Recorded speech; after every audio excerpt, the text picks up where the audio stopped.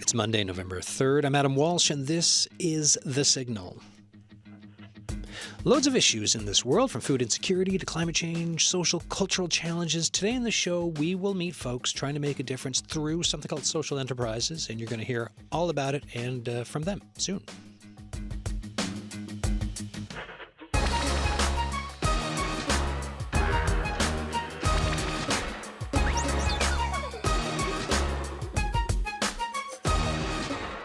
Okay, and when I said soon, I mean, right now. First, well, Gillian Morrissey is here, manager of the Center for Social Enterprise at Memorial University. Welcome back to the show. How's it going? Thanks, Adam. It's great to see you again. Yeah, you too. I think we've done this a couple times. And I like starting just with explaining what social enterprise is. I know folks, dictionary definition of something, but it's not. You're starting a show, but I like for people to fully understand what is a social enterprise. I think people have a general understanding, but what is it? Yeah, so the formal definition is a business that generates a significant portion of its revenue through the sales of goods and services, while also embedding a social, cultural, or environmental purpose into that business, and they reinvest 51% or more of the profit back into the purpose itself. We talk about social enterprise as being a little bit broader than that. And so while we include that definition, we also look at traditional nonprofits and charities in the work that we do. So it's all focused around mission-driven work while incorporating the power of business practices and principles to generate revenue. Yeah, and generally, and correct me on this if I'm wrong, but for social enterprises, people get into this because they want to they're wanting to make impacts in their community, and they want to use a business to kind of do that. I think of Smart Ice, which we've done numerous shows Absolutely. On, operating in the north, and the whole point of that is, you're helping folks stay safe on sea ice, which has been impacted by climate change.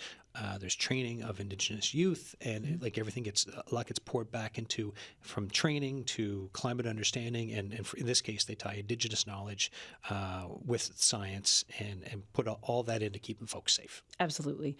Smart Ice is a fantastic example. We love Smart Ice. They're great friends of ours. So many other great examples of social enterprise here in Newfoundland and Labrador as well. You can think to Choices for Youth. They have several social enterprises. Yeah. Crust Craft Bakery just opened. Just reopened, yeah. Yeah. Because they moved. Yeah. Delicious, yes. They're over in their social enterprise hub now on Lamarchant Road. You could think of Stella Circle or Autism Society of Newfoundland and Labrador, both also operating food service businesses. So you've got the Pantry Cafe for the Autism Society. You've got Stella's Circle having the brasserie and the Hungry Heart Cafe. Amazing food service with that social mission embedded in it as well. So then, in your position, right, when you see the ones that are functioning well, and we're about to meet some people here, when you see new folks coming in and pitching and trying to create things to make a difference, what is that like from your seat for actually kind of noticing the impact that can be had through these things? So I think there's a couple of layers of challenges with social enterprise. The easy part is having a passion for a particular impact or a purpose, right? Many of our entrepreneurs come to this because they're passionate about a particular problem they want to solve. That's easy. Finding the right vehicle or the way in which you can solve that, particularly if you want to use the profit generation model or business model to do that, can be tricky. Sometimes it doesn't work, right? Like a traditional business, it might not come together the way you hoped. Also, the second piece of that is measuring that impact and being able to prove that what you're doing is having the hope, what you hope to achieve, that you're making contribution towards solving for that problem. It's really hard to prove that you're doing that. So the folks that we're going to meet here today, we've been working through that since the summer, learning how to measure our impact and articulate that value, but also working on putting together a business model that blends the mission and the revenue generation piece. So then what was the range for the folks we're about to meet, for the pitches that came in? What's the range of what you get, and then how do you kind of help them in the beginning? Yeah, so the folks, 4 of them we're going to meet today, are all part of our Social Ventures Incubator, which is a year-long incubator program. It's only for student-led ventures. So these are all students or recent alumni of Memorial. The program is open to students across all of our campuses and all of our disciplines, programs, faculties, that sort of thing. It's always very fascinating because we get an enormous diversity amongst the types of businesses and the problems that they're trying to solve. So today we're going to talk about food security, we're going to talk about arts and culture, we're going to talk about psychological safety with folks working on the front lines in corrections and policing. A lot of different problems and challenges that our students are trying to solve for. All right. I guess we'll start with Toyin. How you doing? I'm good. Thank you for asking. Yeah, so Toyin Awosansya, co-founder of MKS Productions. Yes. First, tell me about yourself, and then I'll ask about MKS Productions. Sure. So a little bit about me is I'm currently studying Bachelor of Commerce with a concentration in accounting. But apart from my academic aspect, I'm an artist. I write, I act, and I'm also a designer. And I'm here representing MKS, as you said. All right. So the art side of it, student side. What is if we talk about MKS Productions? What is it?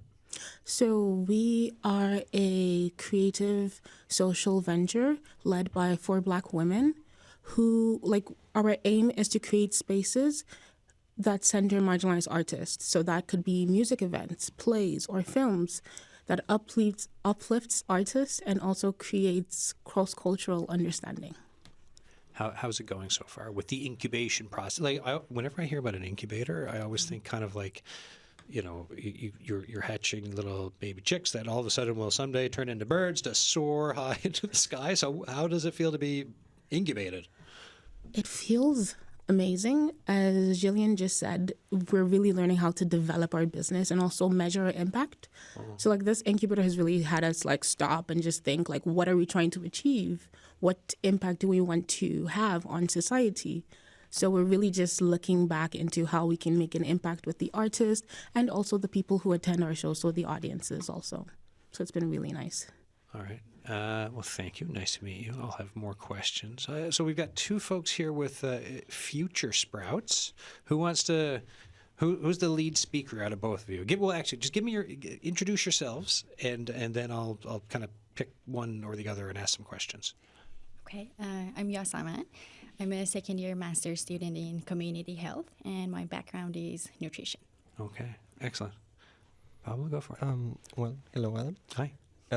My name is Pablo. I am from Bolivia, and I'm a physician by training and enthusiast in technology, 3D printing especially, and focus more in education. So that's my background. Great background. What's FutureSprouts? Tell me about it. Okay. FutureSprouts is a social enterprise that's aiming to reduce the food insecurity in Newfoundland. And for that, we are aiming to provide compact hydroponic kits that are 3D printed. Yeah. Where'd the idea come from? I think the idea comes from both of us. One day we were talking with Yasaman. We were classmates at community health program. Yeah. And she's focused on in studying the food insecurity, and she was talking to me about that problem and also her desire on working hydroponics. So that came the idea of providing a solution on how we can get those hydroponics here. And we started thinking on 3D printing, and then we just started designing this plan and came to the incubator. And we are thankful to be there now. Yasaman, were you worried or not worried? Were you nervous when you have an idea, yeah, and then you're bringing it into an incubator, and you're like, okay, we want to help with food, right? We've got some 3D printing, we've got an idea, and we think this can help folks, but it's still you're pitching, yeah, and there's other people pitching. What was that feeling like when you folks walked in and gave your pitch? The biggest concern for us, I think, was we didn't know how many people really like to do gardening at home. But we did a market research, and we're really happy to see a lot of people are looking for solutions to produce food at home that are cheaper for them and they're healthier. So yeah. Cool. So then if we're talking 3D printing and hydroponics, continue to paint the picture for what, like, for example, I have a very, very modest raised bed in my backyard. My wife and I grew some vegetables and a lot of Swiss chard for 2 people consumption this summer. But I would love to, like, just looking and hearing from what you're saying, I'm just like thinking, okay, a 3D printed hydroponic tower, how can this help someone like me? Like, talk to me a bit more on your project and how it works. Sure. The good thing about this kit is you can grow your food indoor. Because of Newfoundland weather, you can't really grow food year-round, but you can have this kit in a small space in an apartment, and you can grow lots of leafy greens, even tomato, cucumber at home, and you can enjoy having fresh produce at home. I love that. And how is this a social enterprise? Like, what will you be pouring back in, and how does it help community? A lot of reasons.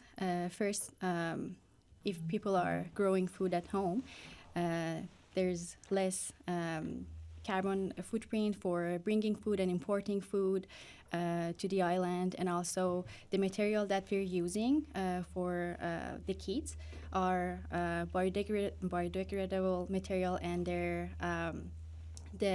from waste products.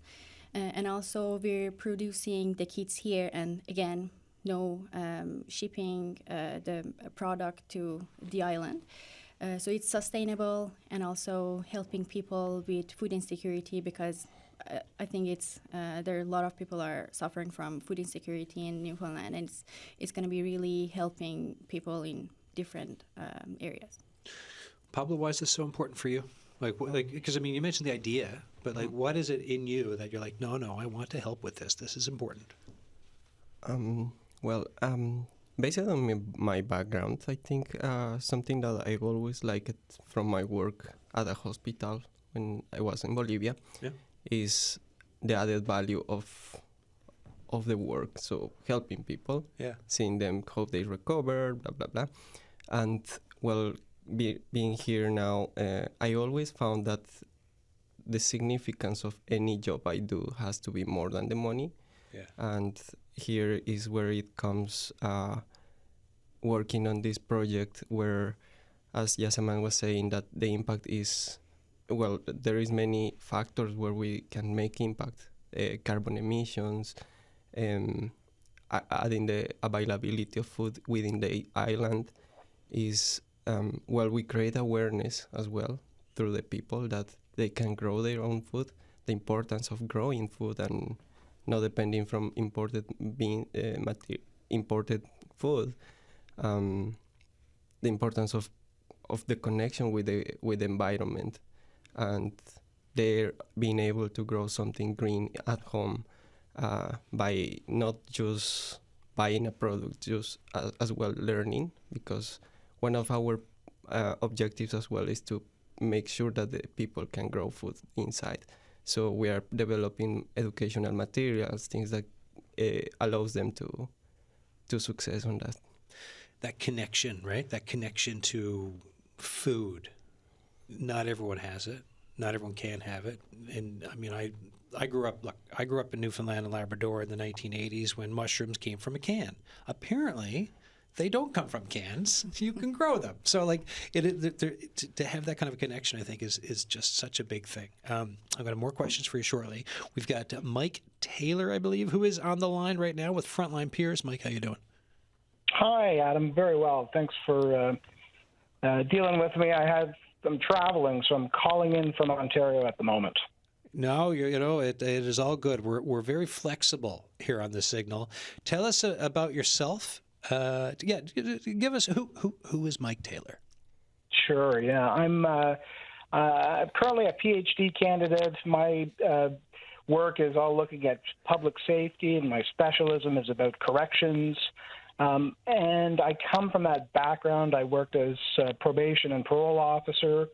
And, there's just so many paradoxes and problems going on in that space that I turned to academia and have tried to work on solutions in scholarship.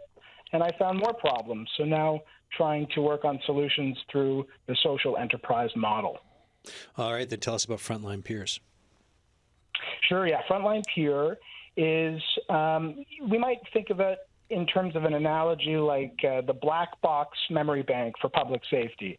You know, when things go awry in aviation and the plane goes down, we do our best to learn and memorize, lessons from the past.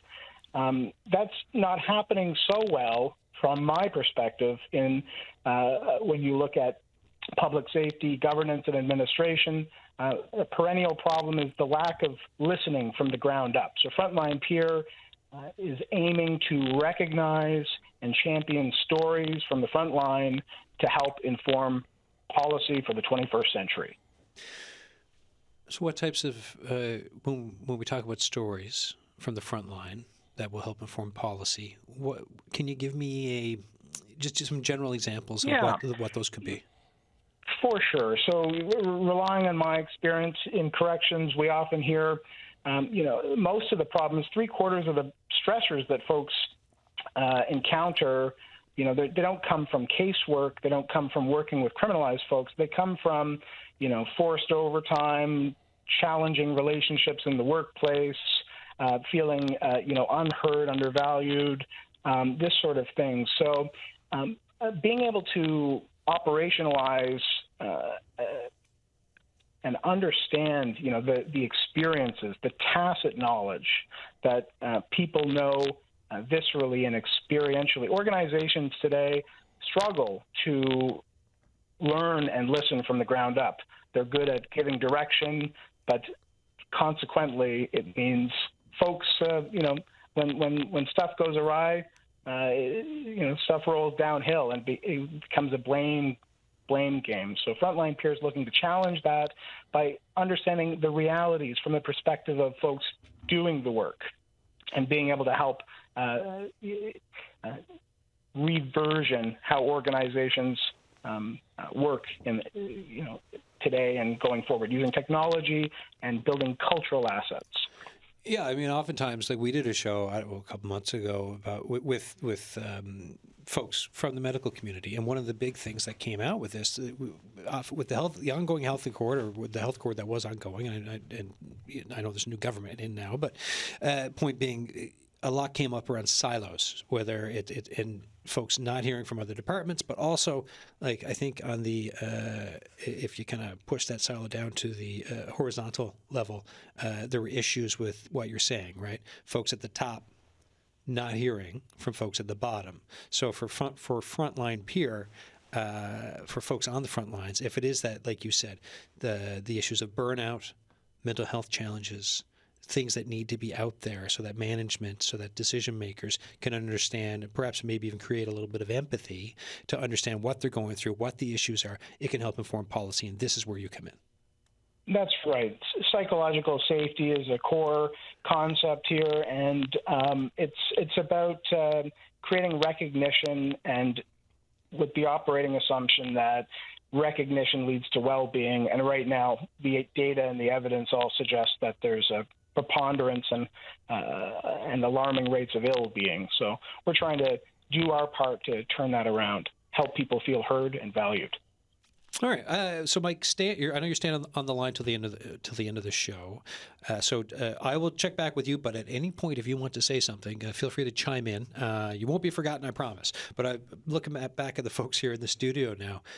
From your pitches in the beginning to working through it, right? Like Gillian was talking about in the beginning of the show, saying, like, you take something in, you need to figure out how to measure it. Sometimes things like you have a pitch, things change. I've pitched stuff with journalism before, and the end result has been very different from that first beautiful notion that I thought I had.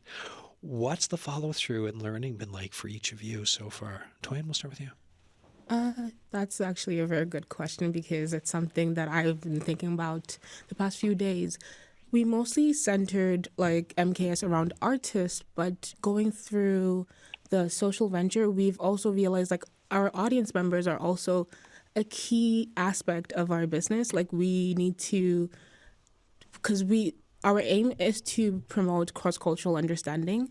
And that part was actually not even part of our description. It's been added on through the incubator so that we can promote cross-cultural understanding, making sure that audience, when they come to our events, they feel heard, they feel seen, and they learn something.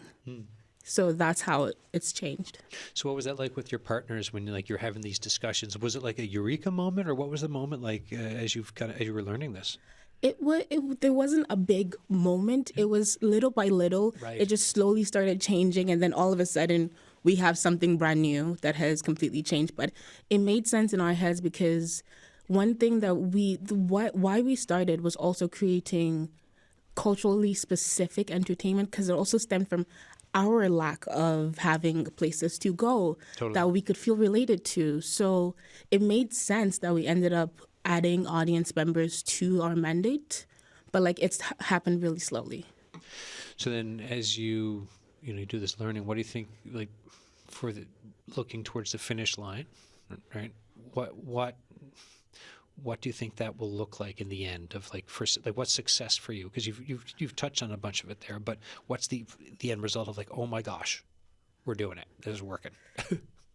That is a beautiful question. I would say like success for us is first creating paid opportunities for marginalized artists. And that is not just in music, but in film and in theater. So across all three aspects, but also creating spaces where people can come and be entertained throughout. So when audience members come, they're entertained, they're learning, and we're also sharing our cultures, because St. John's is becoming such a vibrant and diverse city. And like a lot of these spaces don't really reflect that. So our end goal is to reflect it in a beautiful way. Excellent. All right, FutureSprouts, I'm looking at both of you. What, like, for yourselves, the process, how, like, what's been, has much changed? Like, what's the feedback been like as you've been as you've been going through the incubator?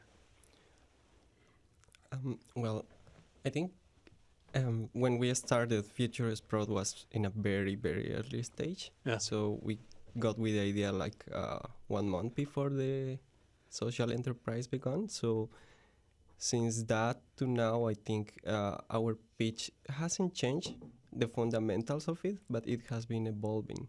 Okay.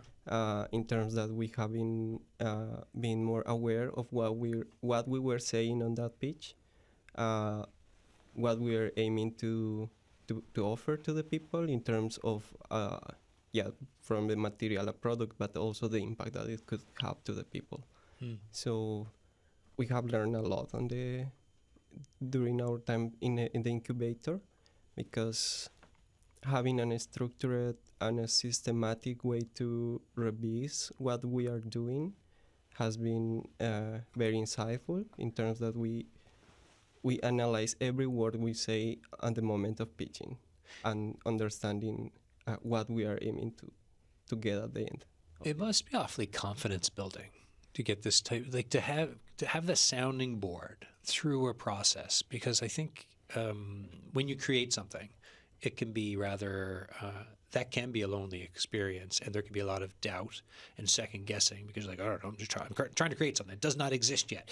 But then with an incubator, to have folks that will be like, well, have you thought about this? Have you thought about that? Or like, let's talk more about your impact. Let's talk about how this is going to work. Yasaman, what about yourself? Like, how has that worked?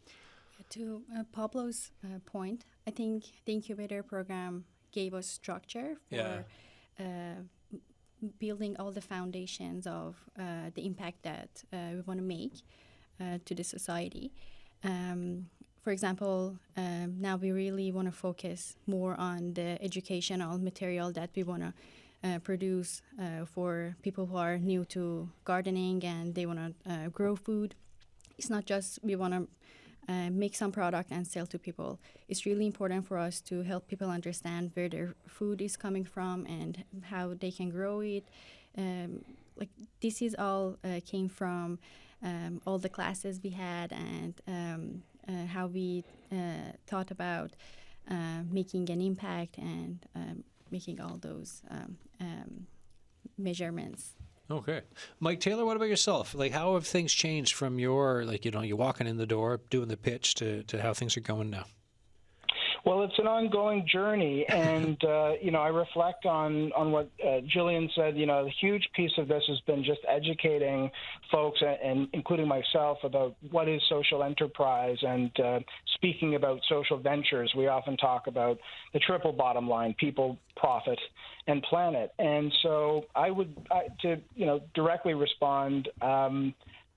This has been an opportunity to really structure. Practical understandings in terms of budgeting, in terms of what it means to have a business model, terminology like customer discovery and learning and hearing from your beneficiaries. All of this stuff is new to me, coming from sort of an academic background or perspective. I can be a little bit eye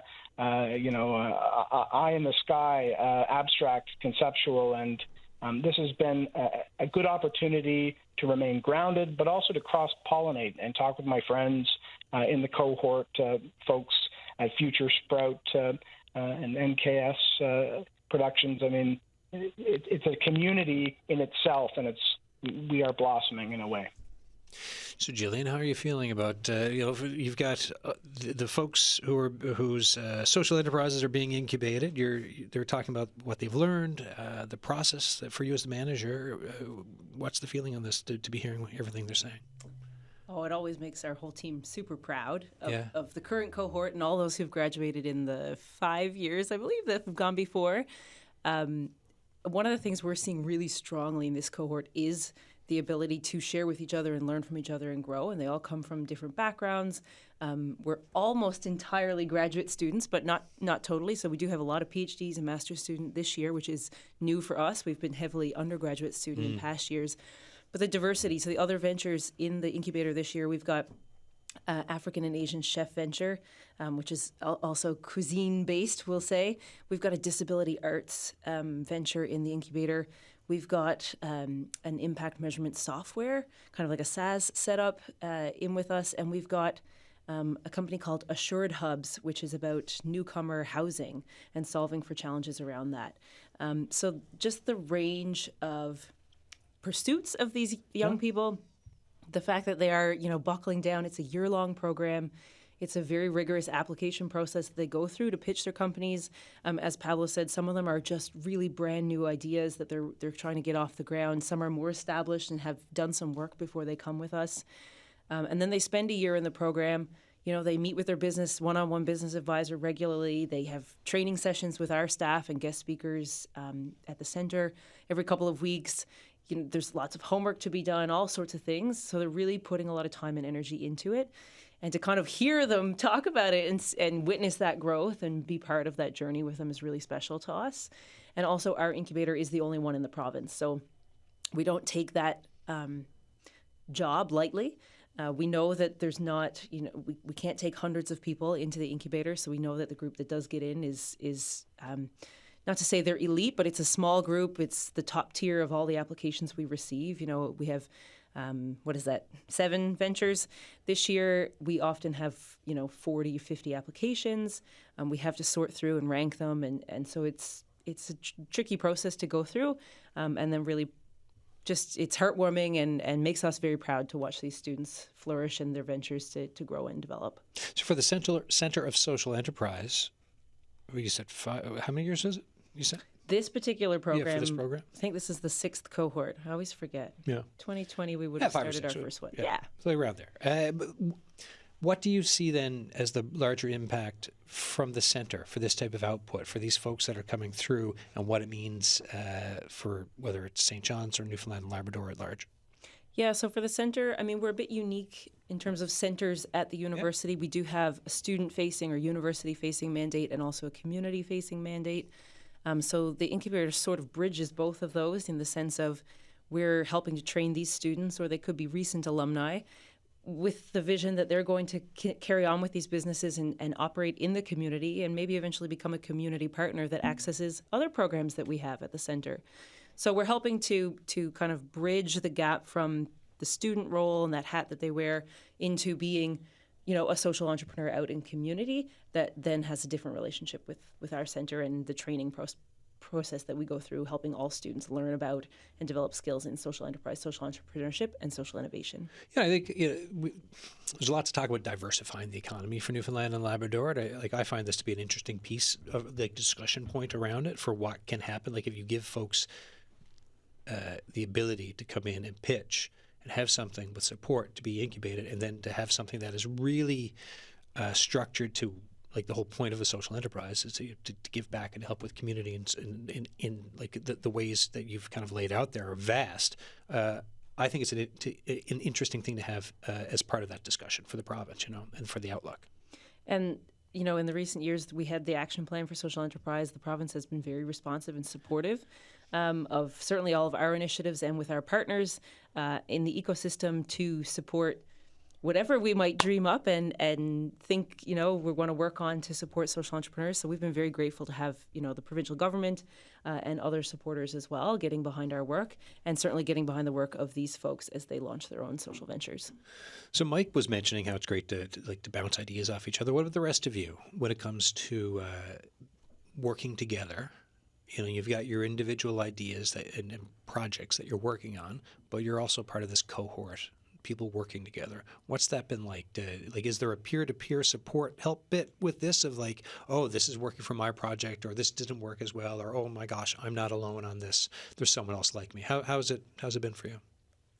Who wants to go? Go for it. Well, I think this is one of the biggest parts that we can take from this incubator, because it's eye-opening when we start sharing our point of views of what we are doing, but we get a different point of view of what we are doing, or we talk something and then someone doesn't understand. It's like maybe I am not being clear on this, or maybe I am lacking for some information of what I'm saying. So I start refining my pitch, I start refining my ideas.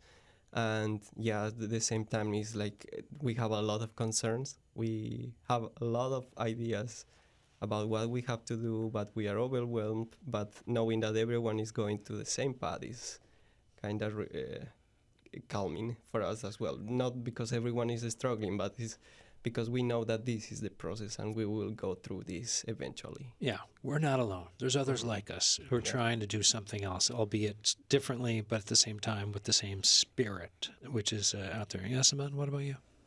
Yeah, I agree with Pablo. There was a few times after classes we were hanging out and talking about the challenges, and sometimes it's as simple as just sharing a link of something that was helpful for somebody to other people, and other people can have access and use it. Yeah. Toya? I agree with what both of them said, like especially with what Yasmin just said about a link, because I know like we have a group chat where we are able to drop like any new thing, like anything that could help a business, or like someone put in like EQ Bank or something, just something that was very helpful for other businesses. So having that group chat, having that access to other people to be able to bounce ideas, get opinions from them, has been really nice. Especially just we each have different ventures, and finding ways where we could each work with each other to develop our ventures has been really nice. Yeah, Mike, you've already, you mentioned it, but I'm just curious if there's anything else you want to add about what you've been kind of, the importance of the peer-to-peer side of being in the incubator. Yeah, I think there's something to be said just about blind spots. I identify as a solopreneur, and in the social enterprise space, we quickly learned that ventures cannot operate alone, and so I'm, the entire mission that I'm on here, turning experience into collective intelligence with Frontline Peer, is really about conversation and dialogue, meaningful and constructive dialogue, and so that's going on behind the scenes and in the incubator, and with the beneficiaries of Frontline Peer. The idea is to channel up and recognize our own, what we're missing when we work alone. We work better together. 100%. What friends, family, colleagues? What do they think about what you're doing? Well, I think it's as I say, it's evolving. So the story changes week to week, month to month. What I can say about my family is that I grew up in a household where my mom was entrepreneurial, and I think that has that's handed over in my experience. But I think to my colleagues and friends still working on the front line, what you might call the sharp end of operations, and this is this entire infrastructure that is being built at frontlinepeer.com is really a way of giving back and providing for the infrastructure necessary for folks to share. Again, that message being that we learn better together.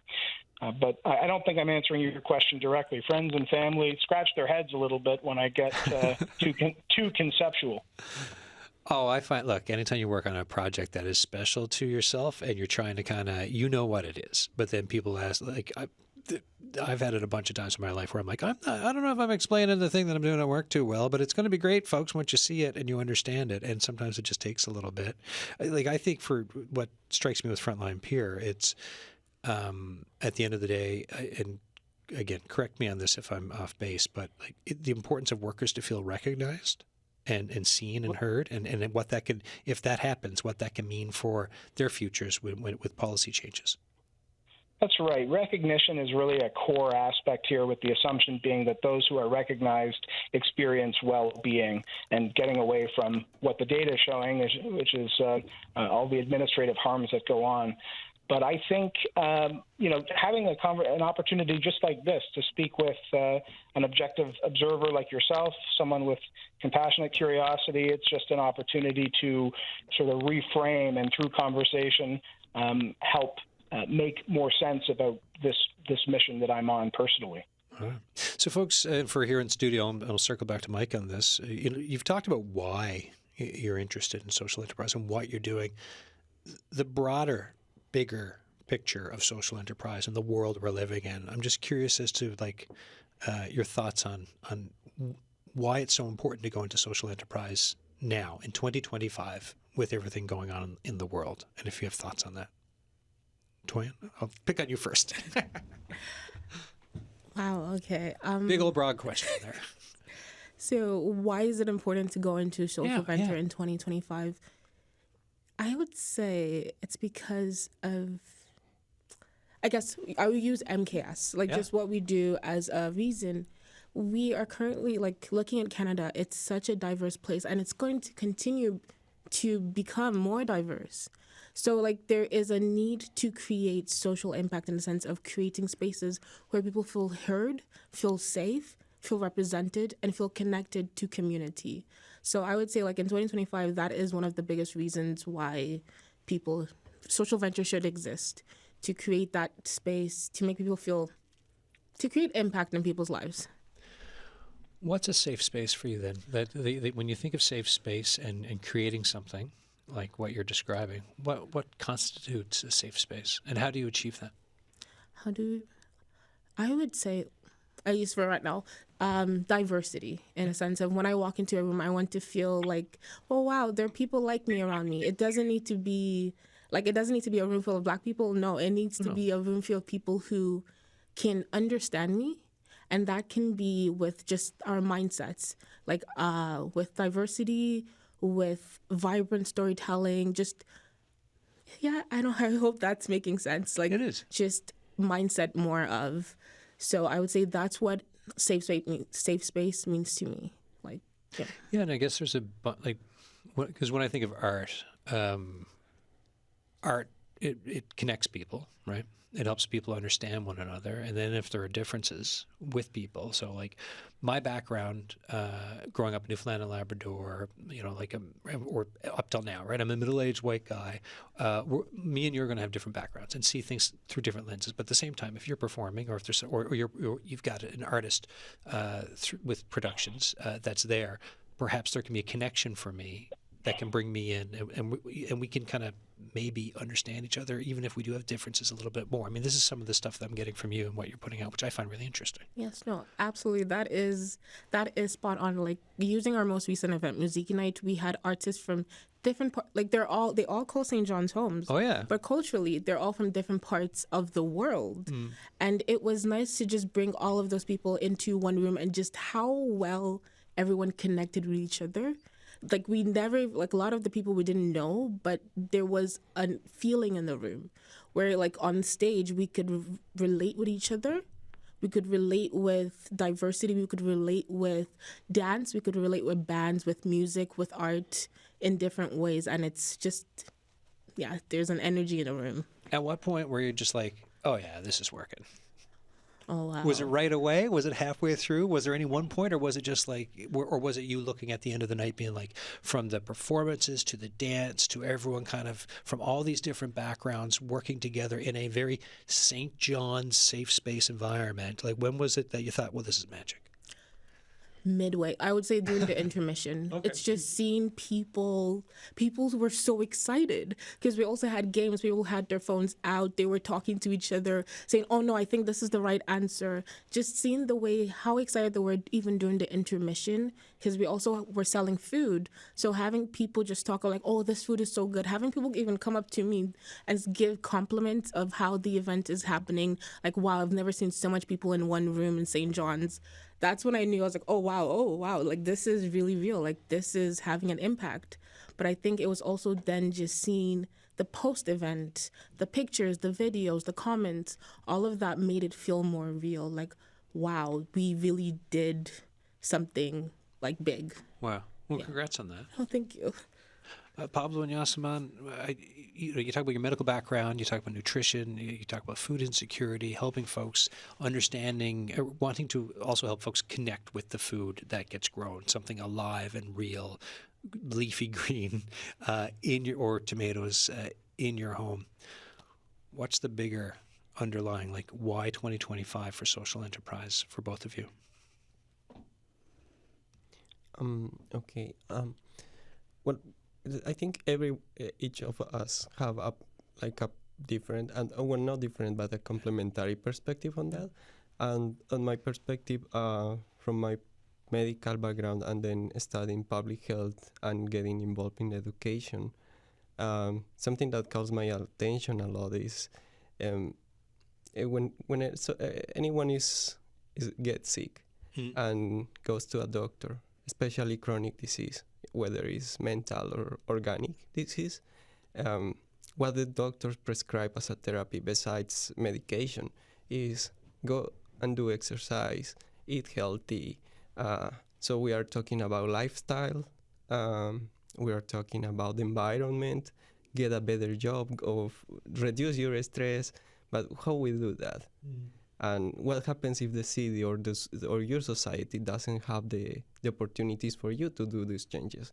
So there is this gap on the preventive medicine and the social determinants of health that we are not covering. So when I see what we are doing at FutureSprouts is we are providing these opportunities that doesn't just go to the production of foods. It goes to creating a hobby for the people, creating this connection with the food, with the environment.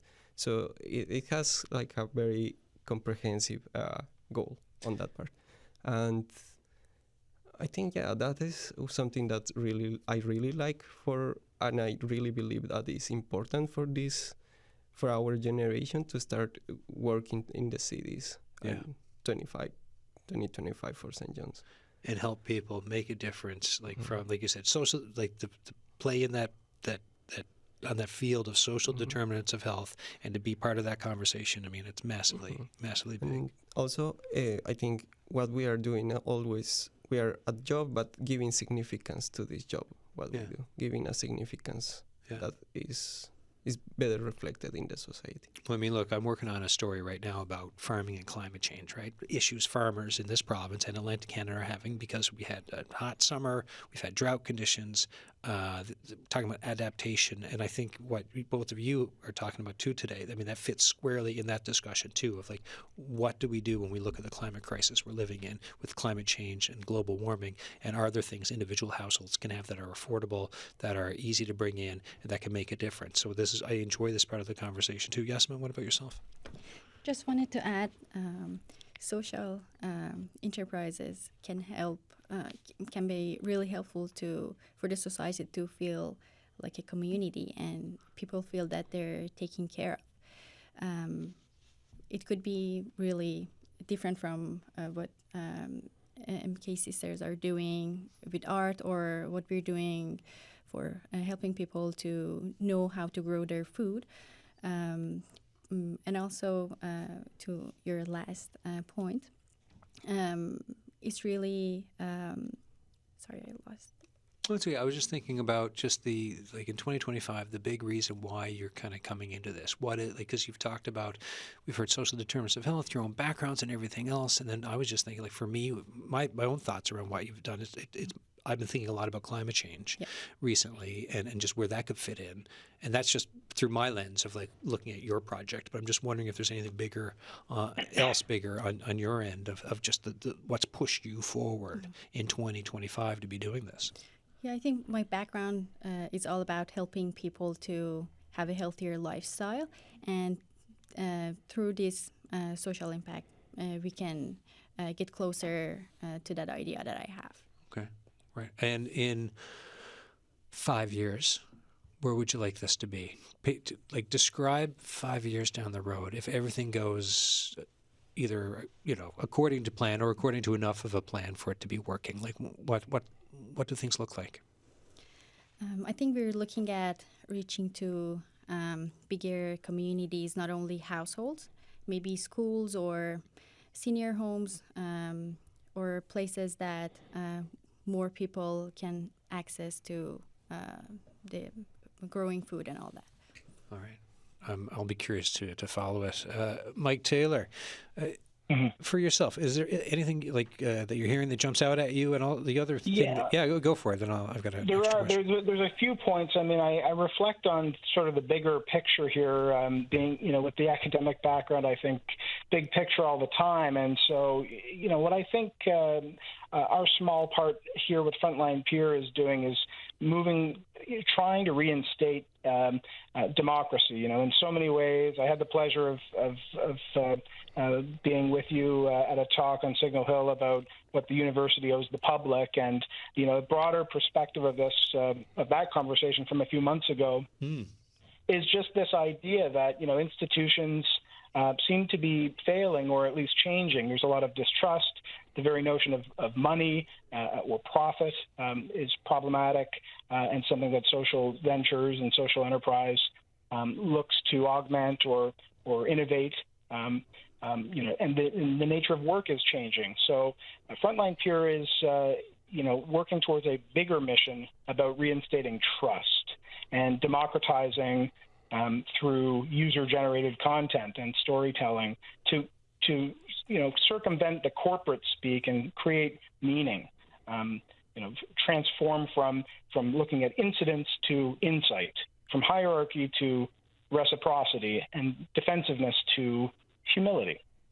Yeah, I mean, I'm glad the Signal Hill event with that question of what do universities owe the public. I found that to be a fascinating chat. And then for this conversation too, like you're laying out, I love talking to people who are thinking, well, what can I do through my own position to try to pitch and figure out a way to help my community or communities and to help the public. These are always interesting discussions around the building blocks of community, which we cover a fair bit here on the Signal day to day. And if I'm asking everyone else, I should also put the question to Gillian too. Why? Like for you in your position, what? Like I know, a job's a job, but also some jobs there's meaning, right? There's meaning to what they can bring, especially one where you're looking at all of those pitches every year and you're helping folks come in and hone their ideas into something that will have impact in community. Why do you want to be continuing to do this and to do this for your work? Well, first of all, this is absolutely more than a job. My whole Yeah, team, this is we what I was waiting love for. what we Yeah, I do. know. And, I'm always proud to say our center was founded by the Faculty of Business, the School of Music, and the School of Social Work. And we represent those. We have people in our team that are from all three of those schools. We've also participated in all of our programs ourselves. So before I came into the center as a team member, I was a community partner running my social enterprise and availing of the programs that we offer. We have another team member who's a graduate of our incubator. We have another team member who did our the Masters of Business Administration in social entrepreneurship, and so we all represent. We walk the walk, we talk the talk. So we're very passionate about what we do.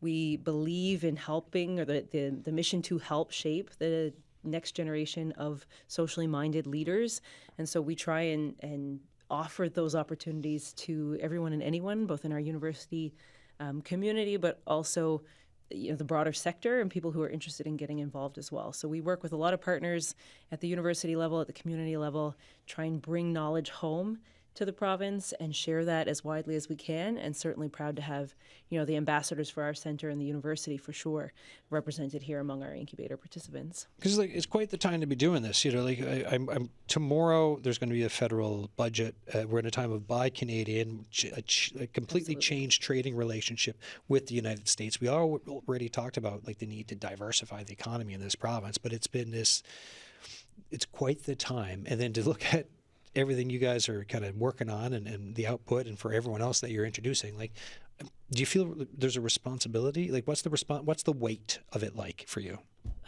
I mean, immense in some regards. We're the only incubator program, right? So in that regard, it's like, holy smokes, we have a lot riding on us. But, I wouldn't be in this if I didn't think every business should be a social business. Yeah. So we just try and encourage and create opportunities for people to get involved and to take up this sort of mantle of creating better communities for everybody. And that can come through a variety of different channels, whether it's through the arts, of course, that's my background as well, through food and nutrition, or psychological safety with frontline workers, any of these, or disability arts. Housing is a huge one. So all of these are really important. We would call them wicked problems. They are global in scope. And there's that great phrase, think global, act local. And that's what we see folks doing here, is how can we tackle this in our own home and make lives better here with our communities? And I think that should be the goal for all of us in society.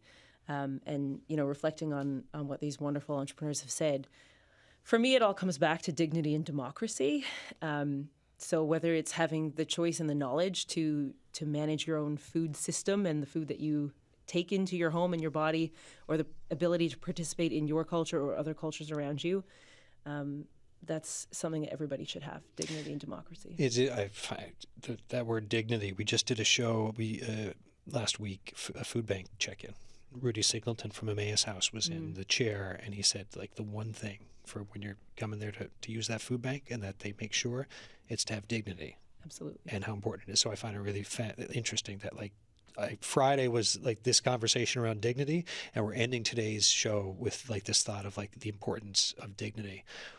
What's going on for the rest of today for you three here, and also on the line with Mike? What's next? And what incubating is happening this afternoon? We've got less than a minute left. Toyin, what are you doing for the rest of your day? Actually, I have class. So, yes. What class is it? Strategic management. Oh, okay. Good luck with strategic management. What about the both of you? What's next this afternoon? For me, it's going to be job hunting.